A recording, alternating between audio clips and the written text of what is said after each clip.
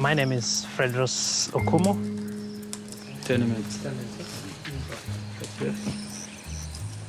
I'm mostly involved with new technologies for control and surveillance of mosquitoes that transmit malaria. These guys feed these things 3 times a week. They have to do this to get the mosquitoes to lay eggs. That's how we maintain the colonies. It's direct feeding. Every week, these guys get screened for malaria. And if they fall ill, that cage is destroyed and they stop feeding for a while until they get well. That cage has got 3,000 mosquitoes in there right now, all of which are hungry. The moment you insert your arm, they land on you. It's a voluntary assignment. As you can see, it's very difficult, very painful indeed. But in the name of malaria research, in the name of trying to save a life in future, we've got to do this. We wouldn't want to invest so much resources, people's blood, energy, if we were not optimistic that there is a future in this battle against the disease. There wouldn't be a better reason to smile than having the disease under control at some point.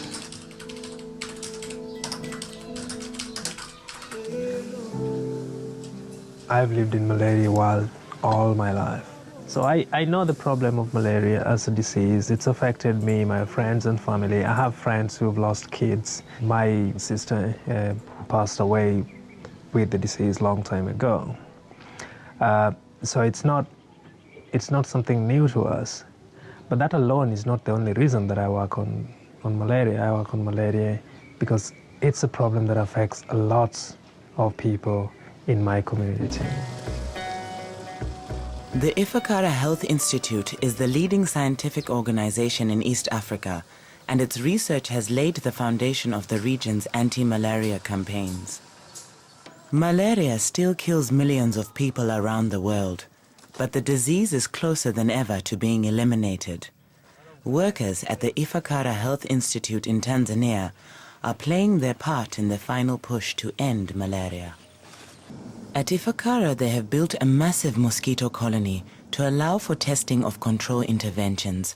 Scientists call this a semi-field system. Locals call it Mosquito City.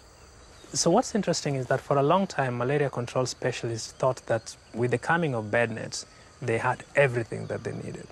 Now, what we forgot was that the ecology of mosquitoes was so, minimally studied. Without understanding this ecology in detail, we will stick with the interventions that we currently have. We won't be able to develop any new tools.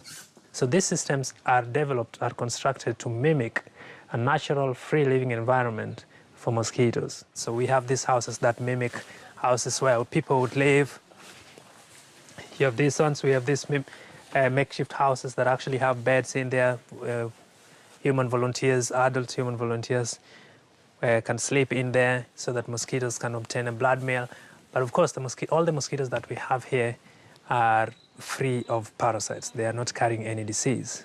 Now, the mosquitoes we're dealing with are clever animals, and they are competing for resources as well.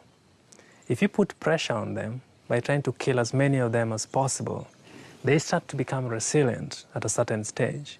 And that means if you spring back, if you recoil, okay, if you stop doing what you're doing, they're going to bounce back.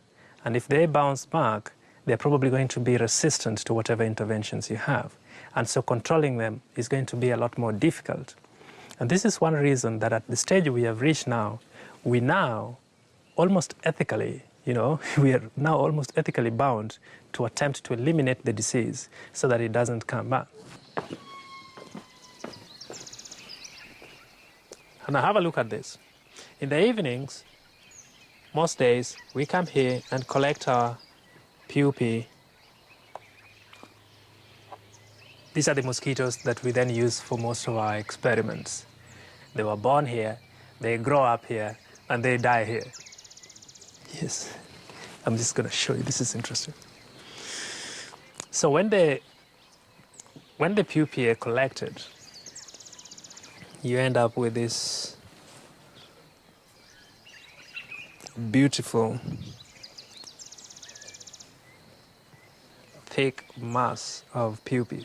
Now, this is what then becomes adult mosquitoes after one day. I first got interested in malaria research because it was fun. You know, it's only later that I realized that I could convert this fun thing into a saving lives opportunity. Shikamo, baby. Safi za kazi? Hey. So this is a mosquito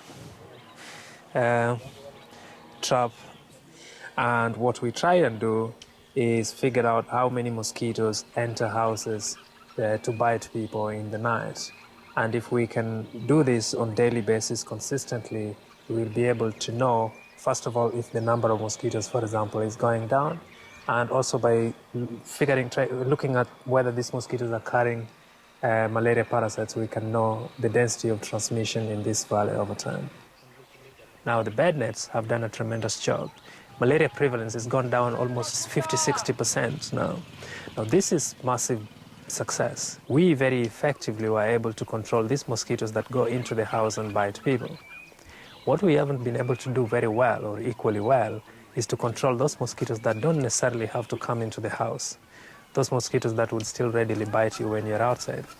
What this picture tells us is that malaria transmission epidemiology is slightly changed with the coming of bed nets. So this is the challenge that we have now. On one hand, it's a success story. You've dealt with the notorious malaria vectors quite effectively. On the other hand, it's a challenge in the sense that the vector behavior profile that we have now requires us to introduce new technologies in addition to the bed nets.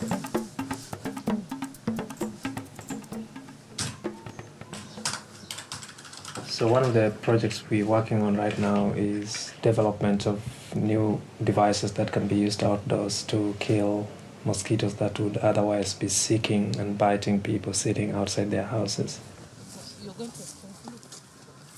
This is an outdoor mosquito control experiment. Most of the work takes place outside the house. In other words, we're trying to find tools with which we can complement the benefits that we have already accrued with long-lasting insecticide-treated nets. The way it works is that it's kept outside the house so that when mosquitoes that would normally bite you when you're outside would think that it's also one of the human beings. And because inside it you have human foot odor that is trapped in the dirty socks, the mosquitoes think that's actually the smell of a person. And that way you can attract loads of mosquitoes onto this device. And there's no better way to harvest this smell than this. So you wear this on your foot, you play soccer with it, or you walk with it for a few hours, and it's ready. It's got a solar panel on top of it, and this solar panel doesn't have to be big. We keep it this big because our intention is that eventually we will wire it into people's houses, so it also provides lighting.